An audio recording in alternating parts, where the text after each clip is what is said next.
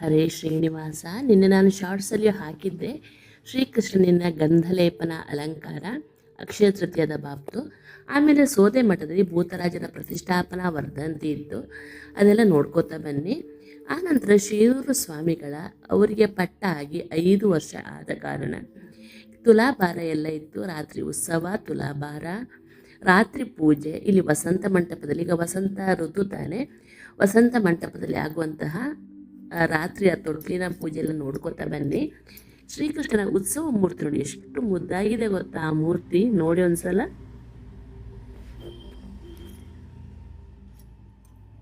ನೋಡಿ ಅವನು ಶಯನೋತ್ಸವದಲ್ಲಿ ತೆಗೆದ ಫೋಟೋ ಅದು. ಆ ನಂತರ ಅಲ್ಲಿ ಸುಬ್ರಹ್ಮಣ್ಯ ಗುಡಿ ಎದುರು ನೋಡಿ ಮೆರವಣಿಗೆ, ಅಂದರೆ ಕೃಷ್ಣನ ಪಲ್ಲಕ್ಕಿಯಲ್ಲಿ ತಗೊಂಡು ಒಳಗೆ ಹೋಗ್ತಾ ಇದ್ದಾರೆ ಶಯನೋತ್ಸವಕ್ಕೆಲ್ಲ. ಉತ್ಸವದ ಫೋಟೋ ಎಲ್ಲ ಹಾಕ್ತಾ ಇದ್ದೀನಿ.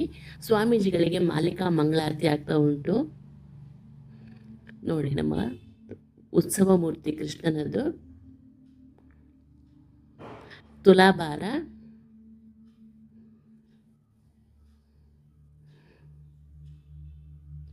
ನೋಡಿ ಕೊನೆ ಆರತಿ ರಾತ್ರಿದು ಕೃಷ್ಣನಿದೆಲ್ಲ ನೋಡ್ಬೋದು ನೀವು. ಆಮೇಲೆ ಸ್ವಾಮೀಜಿ ಮಂತ್ರಾಕ್ಷತೆ ಕೊಡ್ತಾ ಇದ್ದಾರೆ ಎಲ್ರಿಗೂ.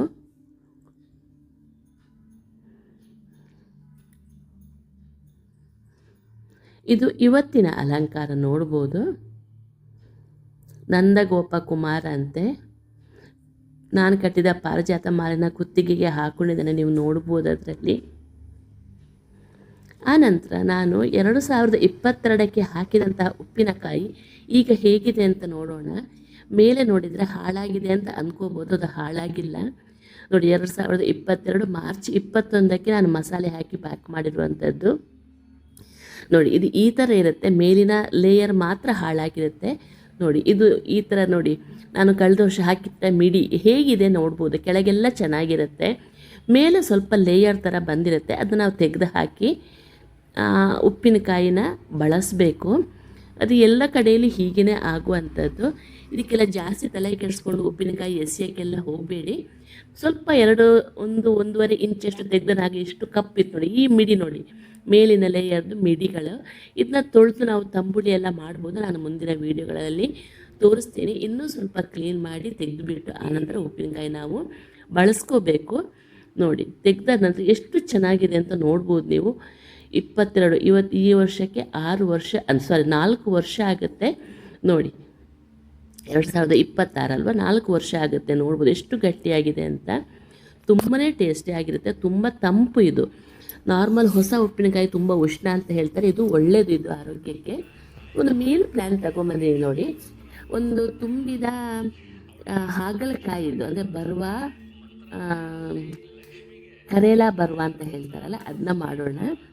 ಅಂದರೆ ತುಂಬಿದ ಬದನೆಕಾಯಿ ಮಾಡ್ದಂಗೆ ತುಂಬಿದ ಹಾಗಲಕಾಯಿ ಎಷ್ಟು ಚೆನ್ನಾಗಿ ಬಂದಿತ್ತು ಅಂದರೆ ಚೂರು ಕಹಿ ಆಗಲ್ಲ. ಈ ಥರ ನೀವು ಮಾಡಿ ನೋಡಿ. ಫಸ್ಟು ತುದಿ ಮತ್ತು ತೊಟ್ಟು ತೆಗೆದು ಹಾಗಲಕಾಯಿದ್ದು ನೋಡಿ ಒಂದು ಚಿಕ್ಕ ಚಮಚೆ ಹಾಕಿ ಅದರ ಮಧ್ಯದ್ದು ಬೀಜ ಎಲ್ಲ ತೆಗೆದಿಟ್ಕೊಳ್ಳಿ. ಬೀಜನ ಎಸಿಬೇಡಿ, ನಮಗೆ ಅದು ಮಸಾಲೆಗೆ ಬರುತ್ತೆ ಹಾಕಲಿಕ್ಕೆ. ಈ ಥರ ತೆಗೆದು ನೋಡಿ, ನೀಟಾಗಿ ಬರುತ್ತೆ ನೋಡಿ, ಅದಕ್ಕೆ ಮಸಾಲೆ ತುಂಬಕ್ಕೆ ಅಂತಂದ್ಬಿಟ್ಟು ನೋಡಿ. ಆನಂತರ ಇದನ್ನ ಸ್ಟೀಮಲ್ಲಿ ಇಟ್ಟು ಒಂದು 10 ನಿಮಿಷ ನಾವು ಸ್ಟೀಮಲ್ಲಿ ಬೇಯಿಸಬೇಕು. ತೋರಿಸ್ತೇನೆ ನಿಮಗೆ ನೋಡಿ ಎಷ್ಟು ನೀಟಾಗಿ ತೆಗಿಲಿಕ್ಕೆ, ಚಮಚದ ಈ ಕಡೆಯಿಂದ ತೆಗಿಲಿಕ್ಕೆ ಬರುತ್ತೆ ಅಂತ ನೀವು ನೋಡ್ಬೋದು. ಅದನ್ನ ನೋಡಿ ಎಲ್ಲ ತೆಗ್ದಾಯಿತು. ಈಗ ಒಂದು ಸ್ಟೀಮಲ್ಲಿ ಇಡಬೇಕಿದ್ನ.